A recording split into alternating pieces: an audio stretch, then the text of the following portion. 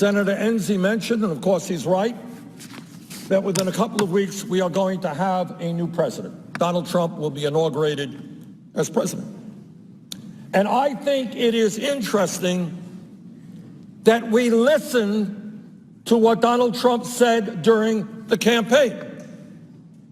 That Democrats hear what he had to say during the campaign, what he campaigned on, and more importantly, Republicans listen and hear what their leader had to say about these issues.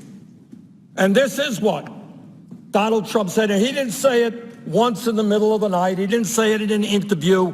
This was a central part of his campaign. This is what he asked millions of elderly people and working class people to vote for him on.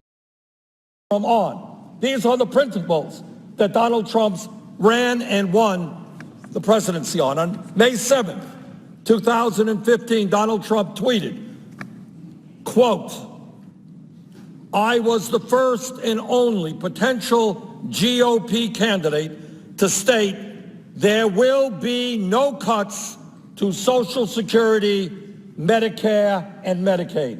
End of quote. On April 8th, 2015, Mr. Trump said, and I quote, "Every Republican wants to do a big number on Social Security." That's not Bernie Sanders talking. That is Donald Trump talking. They want to do it on Medicare. They want to do it on Medicaid, and we can't do it. It's not fair to the people that have been paying in for years. End of quote. Not Bernie Sanders, Donald Trump, our soon-to-be president. On March 29th, 2016, Mr. Trump said, and I quote, "You know, Paul Ryan is the Republican Speaker of the House. You know, Paul wants to knock out Social Security, knock it down, way down. He wants to knock Medicare way down. And frankly, you're going to lose the election if you're going to do that. I am not going to cut it. And I'm not going to raise ages. And I'm not going to do all of the things they want to do. But they want to really cut it. And they want to cut it very substantially, the Republicans, and I'm going to do that." End of quote. What Mr. Trump said was exactly right. Here are the day. This is the day. They want to cut Social Security. They want to cut Medicare. They want to cut Medicaid. Mr. Trump was right, and millions of people voted for him on the belief that he would keep his word. Well, it seems to me that Mr. Trump right now has got to do one of two things. Number one, if all that he was talking about was campaign rhetoric, then what he was obliged to do now is to tell the American people I was lying. Yeah, I said that I would not support cuts to Social Security, Medicare, and Medicaid, but I was lying. It was a campaign ruse. I just said what came to my mind to get votes. I had no intention of keeping my word. And if that's what he believes, if that's what the case was, let him come forward and say that.